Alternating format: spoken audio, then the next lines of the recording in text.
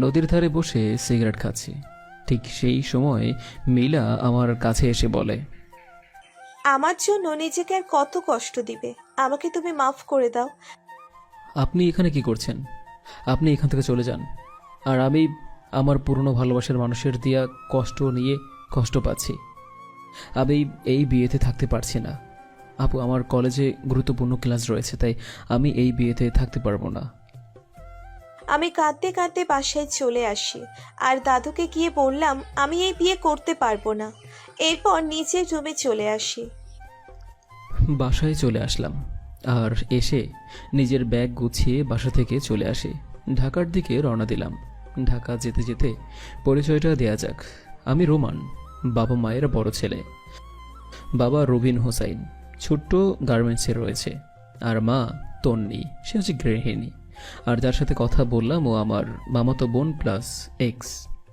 ঘটনা পুরো ব্যাপারটা শুনতে হলে ঘুরে আসতে হবে 1 বছর আগের কথা। তবে শুনুন তাহলে। আমি ইন্টার প্রথম বর্ষের ছাত্র। আমি বাড়িতে বসে আছি। ঠিক সেই সময় বাড়ির কলিং বেলটা বেজে ওঠে। বাড়িতে কেউ নেই, তাই আমি দরজাটা খুলে দিলাম। দরজা খুলতেই মিলা আপুকে দেখে চমকে উঠলাম আর বললাম, তুমি? আমি। কেন, তোর কোনো সমস্যা? আমার কেন সমস্যা হবে, বরং আমি অনেক খুশি হয়েছি। ও তাই? এই জন্যই তো আমাকে এখনো ভিতরে আসতে বললি না। আমার ভুল হয়েছে। আমি আসলে তোমাকে এইভাবে দেখে চমকে গিয়েছিলাম, সেই জন্য। আচ্ছা, তুমি কি ফ্রেশ হয়ে নাও। আমি ঠিক আছে বলে রুমে চলে এলাম। তারপর ফ্রেশ হয়ে কিছু খাওয়ার পর রোমানকে বললাম ওর কলেজটা আমাকে ঘুরিয়ে দেখাতে। কেন আপু, তুমি আমার কলেজ দেখে কি করবে? তোর কলেজে ভর্তি হব। সত্যি? চলো, আজকেই ভর্তি হবে, চলো। আমি আপুকে নিয়ে কলেজে চলে এলাম। এসেই দেখি আমার বান্ধবী নীলা। আমি নীলার কাছে গিয়ে নীলার সাথে কথা বলতেছি। অন্যদিকে মিলা সমস্ত কলেজ ঘুরে দেখছে। আমাকে রেখে কার সাথে কথা বলতেছি? আমার তো আর সহ্য হচ্ছে না। আমি গিয়ে বললাম, কে ও? ও আমার বেস্ট ফ্রেন্ড নীলা। ও আচ্ছা। আসলে আমি অনেক দিন থেকে ওকে ভালোবাসি। ওর সাথে আমি কাউকে সহ্য করতে পারি না। আমি বললাম চলো, চলে যাব। নীলাকে বিদায় দিয়ে মিলা আপুকে নিয়ে বাড়িতে চলে আসি। বাড়িতে এসে দেখি বাবা মা এসে গিয়েছে। মিলা আপুকে দেখে বাবা চমকে গেল। মিলামা, তুই এখন এসেছিস? ভাইয়া ভাবি কেমন আছে? আসতে কোনো সমস্যা হয়নি তো? আমার আসতে কোনো সমস্যা হয়নি। বাড়িতে সবাই ভালো আছে। আর আমি অনেক আগেই এসেছি। মানে, তোমরা সবাই জানতে? জানতাম। আমরা একটু বাইরে কাজে গিয়েছিলাম, যার জন্য তোকে বাসায় রেখে গিয়েছিলাম। আমাকে বললে কি আমি বাসা থেকে পালিয়ে যেতাম নাকি? হয়েছে, এবার ঝগড়া থামাও। আমার খুব খিদে লেগেছে। ফুপি তোমার কিপটা ছেলে আমাকে ওর কলেজে নিয়ে গিয়েও কিছুই খাওয়ায়নি।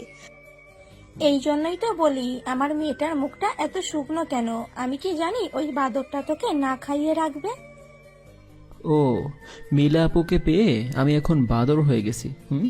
তুমি তো আমার জন্য কিছু খাবার রান্না করেও রেখে যাওনি। তাই কি হয়েছে? বাইরের হোটেল থেকে খাবার জন্য কি টাকা দিয়ে যায়নি?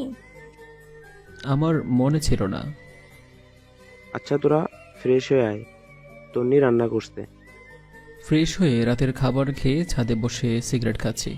ঠিক সেই সময়, তুই সিগারেট খাচ্ছিস? আমি এক্ষুনি ফুপিকে বলে দিব। প্লিজ মাকে কিছু বলবেন না, প্লিজ আপু। তাহলে আমার একটা শর্ত আছে। কি সেই শর্ত? আমি যা বলবো তুই তাই শুনবি। আমি রাজি। তাহলে আজকের পর থেকে আমাকে তুই আর আপু বলবি না, আর কলেজে কোনো মেয়ের দিকে তাকাবি না। আমি রাজি, কিন্তু তোমাকে কি বলে ডাকবো? মিলা বলে ডাকবি। তুমি তো আমার বড় না, তাই আমি নাম ধরে ডাকতে পারবো না। তাহলে তুমি বলে ডাকবি। ঠিক আছে। আমাকে দেখতে কেমন লাগছে? খুব সুন্দর লাগছে, দেখলেই প্রেমে পড়ার মতো। তাহলে পড়িস না কেন? তুমি কি কিছু বললে? আমি কই কিছু বলিনি তো। কিছুক্ষণ মিলা আপুকে ঢপ মেরে আমি আমার রুমে চলে এলাম। মিলা আপুর কথা ভাবছি। কি সুন্দর ডাগর ডাগর চোখ, কি সুন্দর গায়ের রং, কি বড়ি বাবা, দেখলেই মন চায় কাছে পেতে, নিজের করে নিতে। কিন্তু আমার বড় আর সম্পর্কে সে আমার বোন। আমি কেন এসব চিন্তা করছি? এসব ভাবতে ভাবতে কখন যে ঘুমিয়ে পড়লাম আমি টেরই পাইনি। সকাল হতে না হতেই মিলা আপুর ডাকে ঘুম ভেঙে যায়। ঘরের দিকে তাকিয়ে দেখি 9:30 বাজে। তাই তাড়াতাড়ি বিছানা থেকে উঠে ফ্রেশ হয়ে কিছু খাওয়া দাওয়ার পর মিলা আপুকে নিয়ে কলেজে চলে এলাম। কলেজে এসে মিলা আপুকে নিয়ে অফিস রুমে চলে এলাম। এসেই মিলা আপুকে ভর্তি করে আমি ক্লাসের দিকে চলে এলাম। সব ক্লাস শেষ করে বাইরে বেরিয়ে আসতেই দেখি মিলা আপু দাঁড়িয়ে আছে। আমি তার সাথে বাসায় চলে আসি। ফ্রেশ হয়ে কিছু খাওয়া দাওয়ার পর বিছানায় শুয়ে আছি। ঠিক সেই সময় মিলা আপু, তোকে কাল ছাদে কি বলেছিলাম মনে আছে? কি বলেছিলে? আমার তো মনে নেই। ঠিক আছে। তারপর ফ্রেশ হয়ে কিছুক্ষণ পড়ালেখার পর রাতের খাবার খেয়ে ছাদের দোলনায় বসে আছি। যেই মাত্র সিগারেট খাচ্ছি ঠিক সেই সময় মিলা এসে, কি বলে ডাকবি আমায়? আপু বলে ডাকবো কেন? এই দেখ, এইটা কার ছবি? এটা তো আমার ছবি। তোর ঠোঁটের মাঝে ওইটা কি? আপু প্লিজ ছবিটা ডিলিট করে দাও। তুই কি বললি? না মানে, যান আপনি, কোনো কথা বলবো না আপনার সাথে। তুই আমাকে কি বললি? কই কিছু না তো, চলে যেতে বলেছি। আমি স্পষ্ট শুনেছি তুই আমাকে জান বলেছিস। আরে এই যান ওই যান না। জান তো জানি, সেটা এই জান হোক আর ওই জানই হোক না কেন। এই যান মানে এখান থেকে চলে যান। আচ্ছা, আমি তাইলে ফুপির কাছে যাচ্ছি। না, তুমি যা বলবে আমি তাই করব। আমাকে একটা লিপ কিস কর। আমি পারবো না, আপনি যান তো এখান থেকে। আর আমি আপনার ভাই, কেন এরকম করছেন? আপনার মাথা খারাপ হয়ে গেছে? তাইলে আমি কিস করি। কিছু বলার আগেই ও আমাদের 4 ঠোঁট এক করে দিল। আমি কোনো রেসপন্স না পেয়ে 5 মিনিট পর ছেড়ে দিয়ে বলছে, ওই সিগারেট দে। হা করে মিলা আপুর দিকে তাকিয়ে আছি। কি হলো, সিগারেট নেই নাকি? আছে তো। তাহলে দে। মিলা আপুকে সিগারেট দিতেই মিলা আপু সিগারেট খেতে শুরু করলো। আমি হা করে তাকিয়ে আছি। সিগারেট খাওয়া শেষ করে, নে, আমাকে কিস কর, নইলে আমি ফুপিকে তোর ছবি দেখিয়ে বলবো তুই সিগারেট খাস। আমি কিস করছি কিন্তু গালে, ঠোঁটে নয়, ওকে? থাক, কিস করতে হবে না, আমাকে জড়িয়ে ধর শক্ত করে। কিছু না বলে শক্ত করে জড়িয়ে ধরলাম। তুই কি কিছু বুঝতে পারছিস না আমি কি চাই? আপনি কি চান? আমি তোমাকে আপন করে পেতে চাই, আমি তোমাকে ভালোবাসি। তুমি কি বুঝতে পারো না? আপনি তো আমার বড়, আর সম্পর্কে আপনি আমার বোন, সেটাই সত্যি। আমরা তো চাচাতো ভাই বোন, আর আমি জানি চাচাতো ভাই বোন বিয়ে করতে পারে। কিন্তু বাবা মা রাজি হবে না। এখন তো প্রেম কর, পড়ালেখা শেষ করার পর আমি বাড়িতে সবাইকে রাজি করাবো। আমি তোমাকে ভালোবাসি, কিন্তু কোনোদিন ভয়ে বলতে পারিনি, কারণ তুমি যদি আমাকে ভুল বুঝো, তাই বলিনি। তাতে কি হয়েছে? এখন তো আমি তোমাকে বলছি আমি তোমাকে ভালোবাসি। আমাকে কোনোদিন ছেড়ে যাবে না তো? প্রসঙ্গ যখন কাছে আসার, ছেড়ে যাবার কথা কেন হচ্ছে এখানে? আমি তোমাকে ভালোবাসি, কথা দিচ্ছি কোনোদিন ছেড়ে যাব না। সত্যি? সত্যি সত্যি সত্যি, 3 সত্যি। আচ্ছা, তুমি সিগারেট ছেড়ে দিবে? তোমার আগে আমার জীবনে সিগারেট এসেছে, তাই আমি সিগারেট ছাড়তে পারবো না। এই, তুমি আমাকে ভালোবাসো? তার মানে তুমি বলছো যে তোমার পর আমার জীবনে যদি অন্য একটি মেয়ে আসে, তাহলে তোমাকে ছেড়ে দিতে হবে? তার মানে কি? আমি সিগারেট ছেড়ে দেব এবং আমার কলেজে যাকে ভালো লাগবে তার সাথে প্রেম করব। আর তোমাকে ছেড়ে দেব। সরি, তোমাকে সিগারেট ছাড়তে হবে না, তুমি শুধু আমার। হয়েছে, রাত 10টা বাজে। এই বলে রুমে চলে আসি। অবশেষে আমার মনের মানুষকে আমি পেয়ে গেছি। কি থেকে যে আজ কি হয়ে গেল আমি বুঝতেই পারলাম না। এভাবে ইন্টার প্রথম বর্ষ চলে গেল। এখন বসে আছি। ঠিক সেই সময় বাবা এসে বলল আমাকে 3 মাসের জন্য তার অফিস সামলাতে হবে। বাবা বিদেশে যাবে নতুন অভিজ্ঞতার জন্য। তুই কি রাজি বাবা? ঠিক আছে। তাহলে কালকেই বিদেশে চলে যাব। ঠিক আছে। পরের দিন বাবা বিদেশে চলে যায়। আমি অফিসে চলে আসি, কিন্তু টিফিন আনতে ভুলে যাই। মিলা আমার জন্য টিফিন নিয়ে আসে, আর আমি কিছুক্ষণ একসাথে কাটানোর পর চলে যেতে এদিকে মিলা আসার পর আমাকে দেখে ভুল বুঝলো। আমি গিয়ে দেখি রুমান ওর বাবার বিয়েকে কিস করছে। তা দেখে আমার হাতে থাকা টিফিন বক্সটা মেঝেতে পড়ে যায়, আর আমাকে দেখে রুমান তাকাতেই আমি দৌড়ে চলে আসি ওখান থেকে।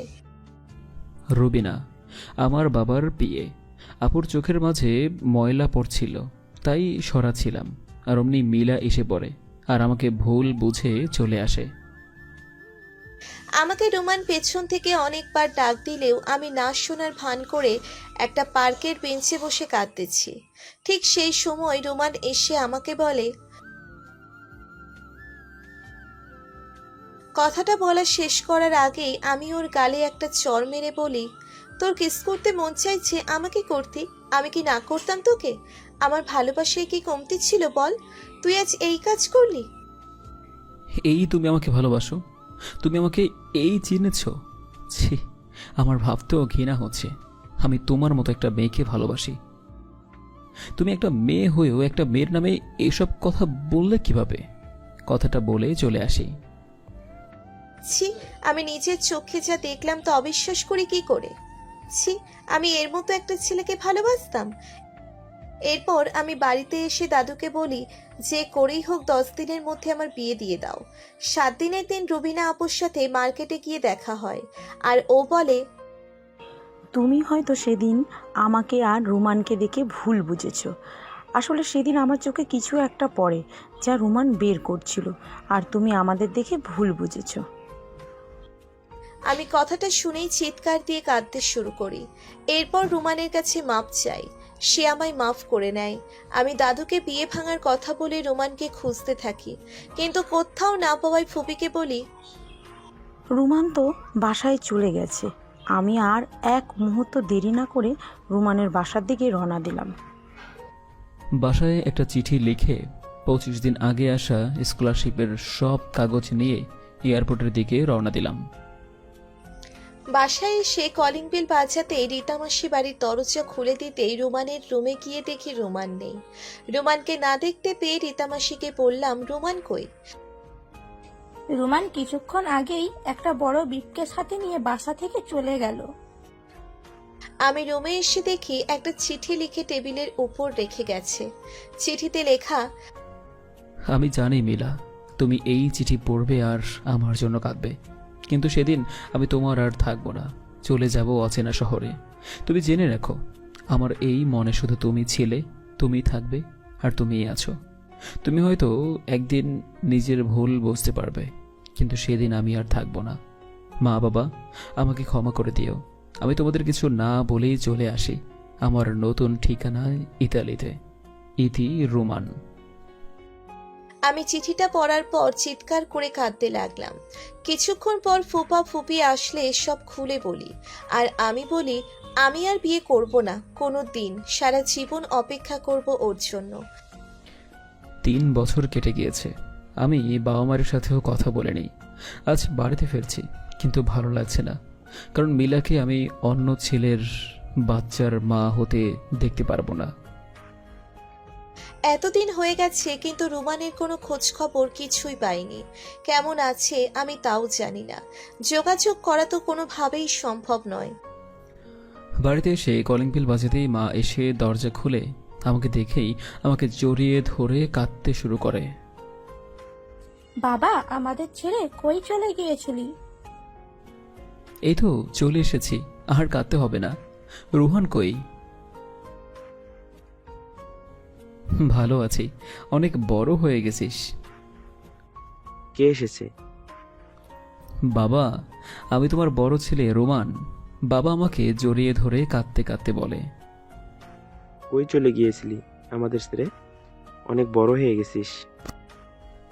এই তো চলে এসেছি আমি, অনেক দূর থেকে এসেছি তো। রুমে গিয়ে ফ্রেশ হয়ে নেই, তারপর ডাইনিং টেবিলে সব কথা বলবো বলে রুমে চলে আসি। রুমের দরজা বন্ধ করে সামনে তাকিয়ে দেখি মিলা আমার সামনে দাঁড়িয়ে আছে। আমি কিছু বলার আগেই, কই চলে গিয়েছিলে আমাকে ছেড়ে? আপু তুমি এখানে কি করো? আগে তুই বল, তুই আপু বললি কাকে? আচ্ছা আপু, তোমার ছেলে মেয়ে কয়জন? বিয়েই করলাম না আর ছেলে মেয়ে? দেখো আপু, ফাজলামো করো না। তোমার স্বামী কোথায়? আচ্ছা তুই কি আমাকে এখনো ভালোবাসিস? আমি ভালোবেসেছিলাম একটি নারীকে, ভালোবেসে যাব আজীবন, কিন্তু সে আমাকে ভালোবাসেনি কখনো। আমাকে মিথ্যা ভালোবাসার নাটক করে অন্য একজনের হাত ধরে আজ চলে গিয়েছে। ভুলে গিয়েছে হয়তো আমাকে। সে যে ছলনাময়ী ছিল আমি বুঝতে পারিনি।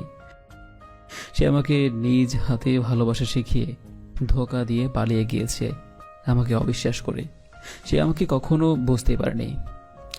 বাদ দাও তো এইসব কথা। তুমি কেমন আছো?